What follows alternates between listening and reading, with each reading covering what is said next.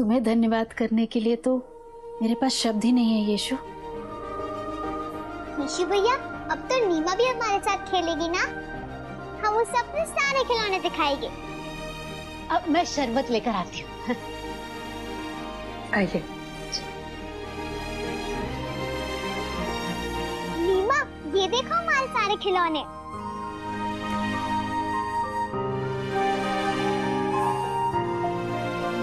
ये लो नीमा।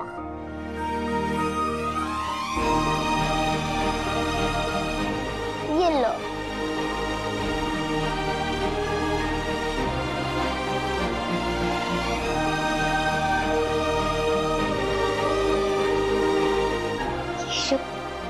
तुमने मेरा पूरा जीवन हमेशा के लिए बदल दिया। इसके लिए मैं और मेरी माँ हमेशा तुम्हारे आभारी रहेंगे। और इसका मतलब ये नहीं है कि मैं भक्त बन गई हूँ। तुम ऐसा बिल्कुल मत समझना कि मैं बदल गई हूँ। मैंने तो ऐसा कभी नहीं कहा कि तुम्हें बदलना होगा नीमा। और मुझे पूरा विश्वास है परमपिता परमेश्वर भी यही चाहता है कि तुम जैसी हो वैसे ही रहो।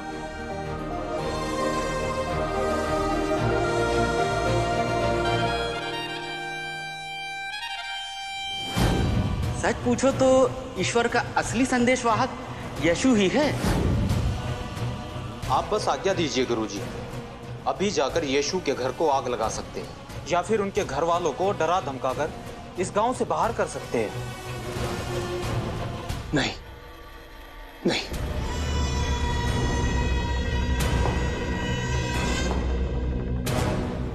आज तो जैसे तैसे संभाल लिया मैंने, लेकिन लोगों की नजर रहेगी अब उस पर। तो फिर अब क्या करना है गुरुजी? मैं करूंगा, कुछ करूंगा।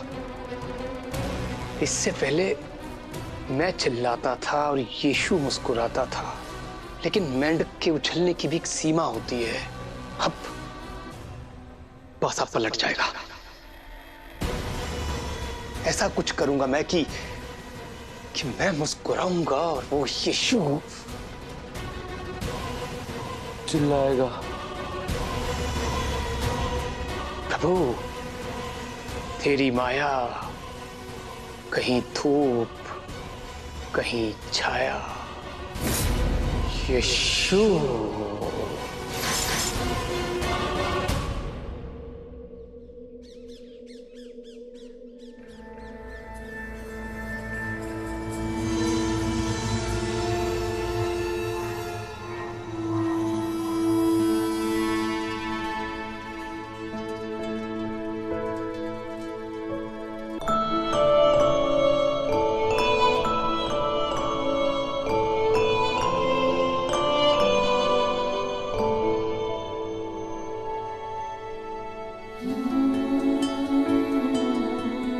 मुझे पूरा विश्वास है कि आज परमपिता परमेश्वर के आशीर्वाद से इन सभी फूलों के रंग अपनी आंखों से देख पाओगी। मैं देख सकती हूँ। तुमने वो चमत्कार कर दिखाया जो मुझे लगता था कभी नहीं हो सकता।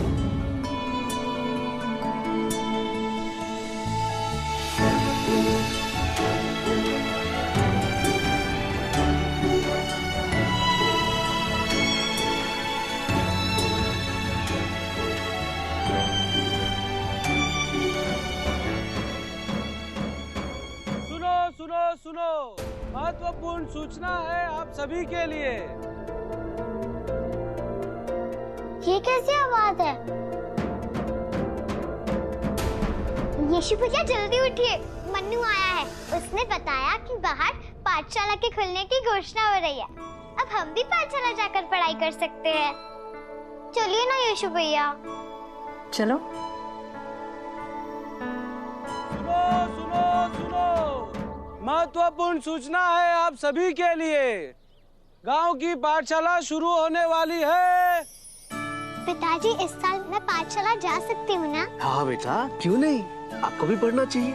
लेकिन पता तो चले कि ये पाठशाला शुरू कब होगी। हर साल की तरह इस साल भी सभी नए विद्यार्थियों को पाठशाला जाकर दाखिला लेना होगा और सभी माता पिता को सूचित किया जाता है कि आज ही दाखिला करवाना जरूरी है, क्योंकि पाठशाला आज ही शुरू हो रही है। ओहो, अब पढ़ाई करनी पड़ेगी। पिताजी, मैं घर पर ही पढ़ लेता हूँ ना, पाठशाला जाने की क्या जरूरत है? बड़े भैया आप सही कह रहे हैं, मैं भी घर पे पढ़ लूंगा। मैं समझाती हूँ बेटा, पाठशाला जाना बहुत जरूरी है। और तुम लोग तो कितने भाग्यशाली हो, रब्बी गुरुजी जैसे गुरु बड़े भाग्य वालों को मिलते हैं।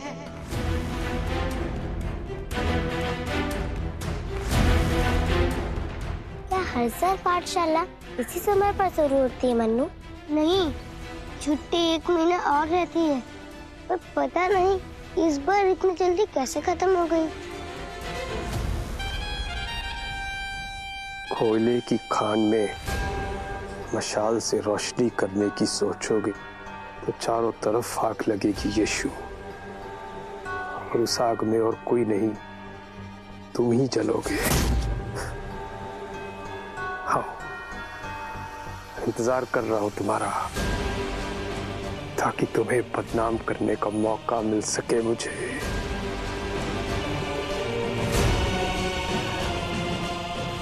जल्दी करो, पाठशाला को आरंभ करने के लिए बहुत सी तैयारियां करनी है। जाओ जल्दी करो, उधर का काम करो जाकर, पहले जाओ। आज दोपहर में रब्बी गुरुजी पहली कक्षा शुरू करने वाले हैं। आप सभी लोग अपने अपने बच्चों को लेकर समय पर पहुंच जाइएगा। सुनो सुनो सुनो, रब्बी गुरुजी पढ़ाएंगे? फिर तो मैं अनपढ़ ही ठीक हूँ, और यीशु को भी नहीं जाना चाहिए, कम से कम तब तक जब तक रब्बी गुरुजी का गुस्सा शांत नहीं हो जाता। नहीं याकूब, मैं पाठशाला जरूर जाऊंगा। बेटा, क्या वाकई तुम उस पाठशाला में पढ़ना चाहते हो?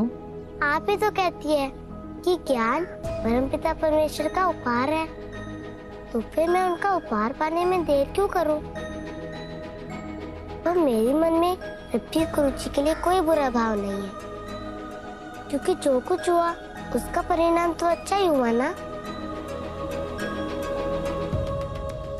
तो चलो ठीक है, फिर जल्दी सब बच्चे तैयार हो जाओ, पाठशाला में दाखिला के लिए अभी निकलेंगे। चलो बच्चे, आजा आजा, चल चल। क्या बच्चों का रब्बी गुरुजी की पाठशाला में सीखना सही होगा? मेरा मतलब है, शिक्षक तो वो होता है जो विद्यार्थियों को सही राह दिखाए, ना कि वो जो ईश्वर का नाम लेकर अपने स्वार्थ के लिए लोगों को गुमराह करे। तुम सही कह रही हो मैरी, किंतु गांव में पाठशाला एक ही है, और जब यीशु के मन में गुरुजी के लिए कोई द्वेष, कोई बुरे भाव नहीं है, तो हमें भी नहीं रखने चाहिए।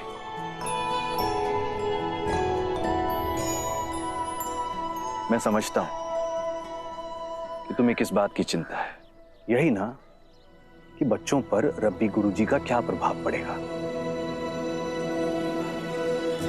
शायद ईश्वर यही चाहते हैं कि उनका पुत्र उस पाठशाला में दाखिला ले और रब्बी गुरुजी को सही राह दिखाए। आखिर हमारे यीशु के जीवन का मकसद भी तो यही है ना, भटके हुओं को सही राह दिखाना। आप सही कह रहे हैं। मैं अभी अपने बेटे को तैयार करती हूँ। चलो बैठो, तुम भी बैठ जाओ। चलो, शरारत मत करना अब इसके बाद।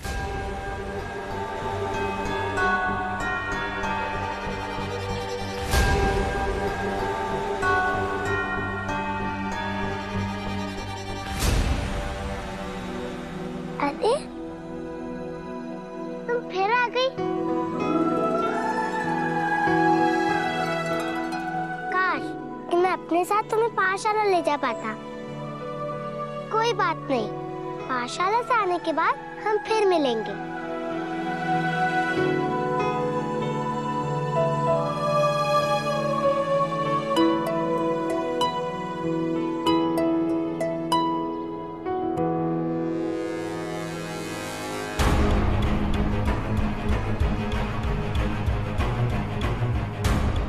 माता पिता को अंदर जाने की आज्ञा नहीं है, अपने बच्चों को यहीं छोड़े और लौट जाए।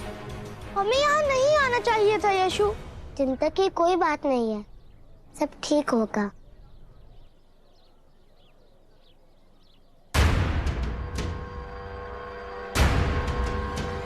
रुक जाओ वहीं।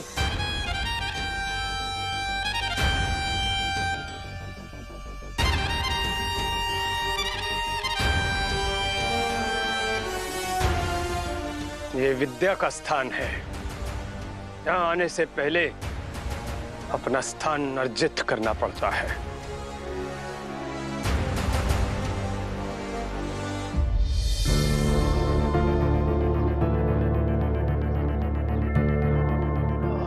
गुरुजी, आप ही बताइए कि क्या करें।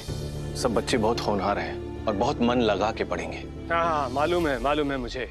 बच्चे बहुत ही ज्यादा होनहार हैं, लेकिन निष्पक्षता को ध्यान में रखते हुए प्रवेश परीक्षा अति आवश्यक है।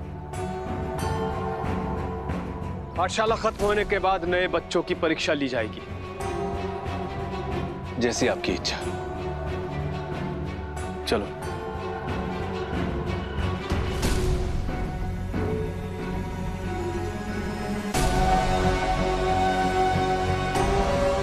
ये प्रवेश परीक्षा ऐसी होगी कि जिंदगी भर नहीं भूल पाओगे तुम। यीशु।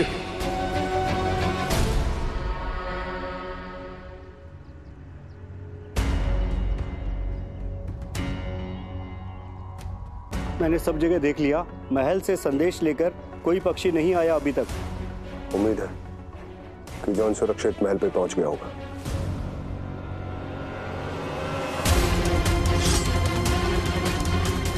खबरदार, जो तलवार निकाली। मुझे क्यों गिरफ्तार कर रहे हो तुम लोग? मैं सम्राट के लिए सेनापति सेंचुरियन का संदेश लेकर आया हूं। आप चिंता मत कीजिए, जैसे ही कोई संदेश आता है मैं आकर आपको बताता हूँ। ठीक है, तुम मुझे रब्बी गुरुजी की पाठशाला के बाहर मिलो। मैंने घोषणा में सुना था कि आज उनकी पाठशाला शुरू होने वाली है। यकीनन यीशु वहां जरूर आएगा।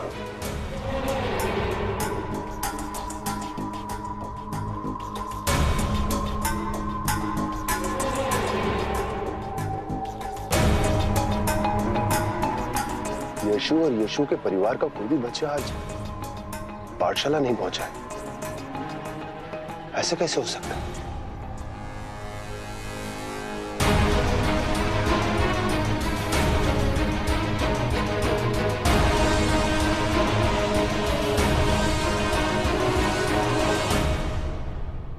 इनको बोलो ढंग से पढ़ा करें। अच्छा लगा, आप लोग समय के पाबंद हैं, देखकर अच्छा लगा। चलो जाओ।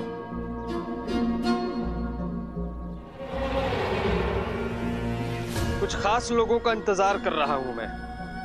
उनके आते ही प्रवेश परीक्षा आरंभ होगी।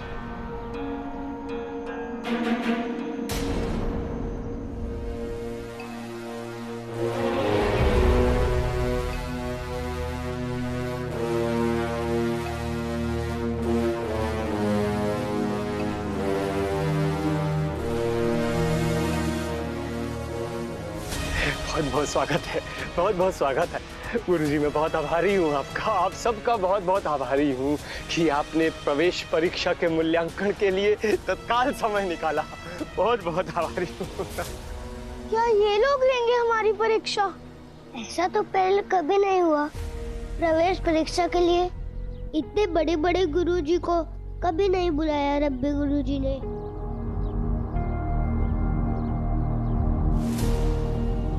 तुम लोग डरो नहीं, देखना इस परीक्षा में तुम लोग आसानी से सफल हो जाओगे। आइए आइए आइए आइए आइए आइए आइए गुरुजी आइए।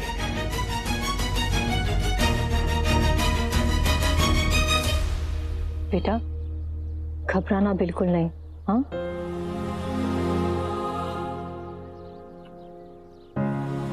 चलो। इस रब्बी गुरु को देखकर ऐसा लगता है कि यीशु का एक दुश्मन यहाँ पहले से मौजूद है। ये प्रवेश परीक्षा काफी दिलचस्प होने वाली है। आज्ञा है गुरुजी, आज्ञा है।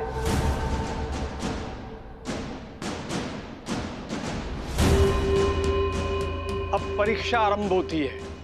जिस बच्चे को बुलाया जाए वो आगे आकर प्रश्नों का उत्तर देगा।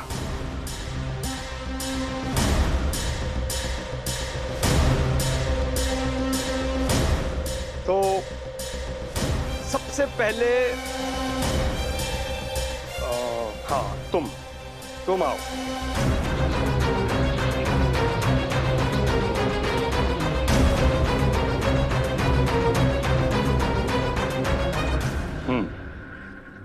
ये बताओ बेटा कि 2 और 2 कितना होता है? 2 और 2 4।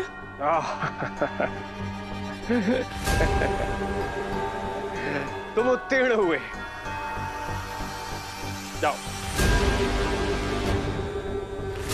अब तुम आओ।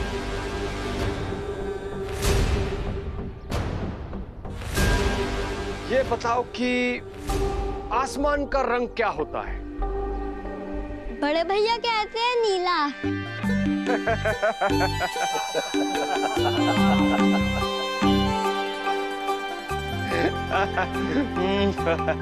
उत्तीर्ण हुए तुम। जाओ। तुम आओ। प्रणाम करो। ये बताओ कि इंद्रधनुष में कितने रंग होते हैं? धनुष में रंग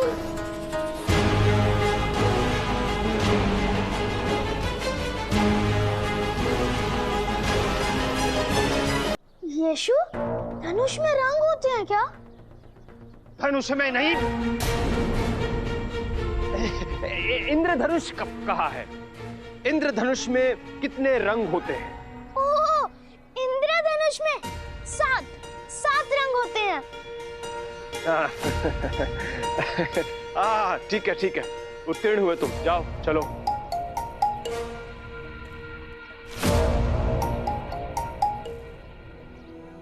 माँ, जब मैं देख नहीं सकती थी तब मैं पाठशाला नहीं आ सकती थी, लेकिन अब तो मैं पाठशाला में पढ़ सकती हूँ ना। बेटा, ये तो तुम्हारे पिताजी ही तय करेंगे।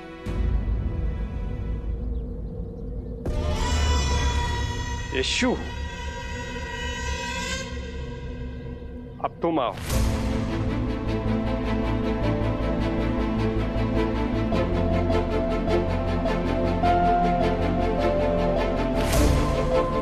घबराना नहीं। मैं जानता हूँ माँ।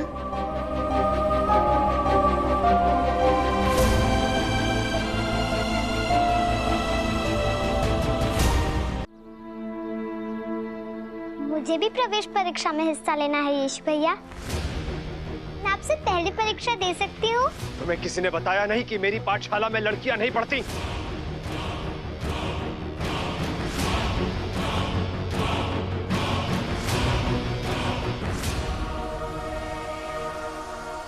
गुरुजी, आशा का दिमाग बहुत तेज है, कृपया करके इसे भी पाठशाला में पढ़ने की अनुमति दे दीजिए।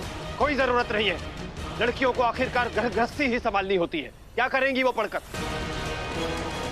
चलो छोड़ो ये सब बातें, समय बहुत कम है। आगे आओ और आकर परीक्षा दो।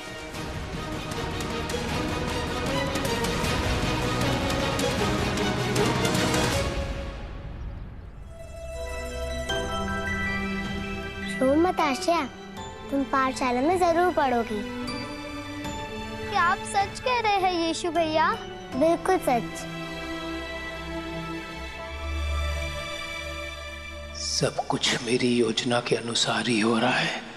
इस प्रवेश परीक्षा के माध्यम से मैं तुम्हें इतना बदनाम कर दूंगा कि सारे गुरुओं के साथ साथ पूरा गांव तुम्हारे खिलाफ हो जाएगा। फिर मुझे कुछ करने की जरूरत ही नहीं पड़ेगी। लोग खुद ही तुम्हें धक्के मारकर गांव से बाहर निकाल देंगे। क्या आप ये नहीं जानते कि आपका, मेरा, हम सबका शरीर एक मंदिर है जिसमें आत्मा के रूप में खुद परमपिता विराजमान है? फिर उनका आशीर्वाद पाने के लिए मंदिर या कहीं और जाने की क्या जरूरत है? तुमने कभी सोचा नहीं होगा कि अपनी कही बातों में ही इतना उलझ जाओगे तुम। आओ यीशु, आगे आओ।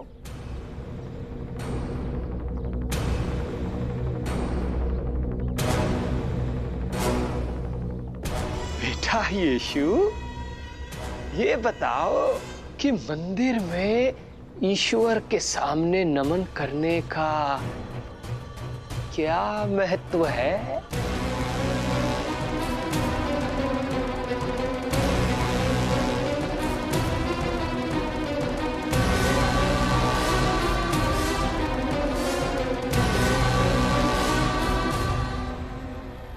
बताओ बताओ।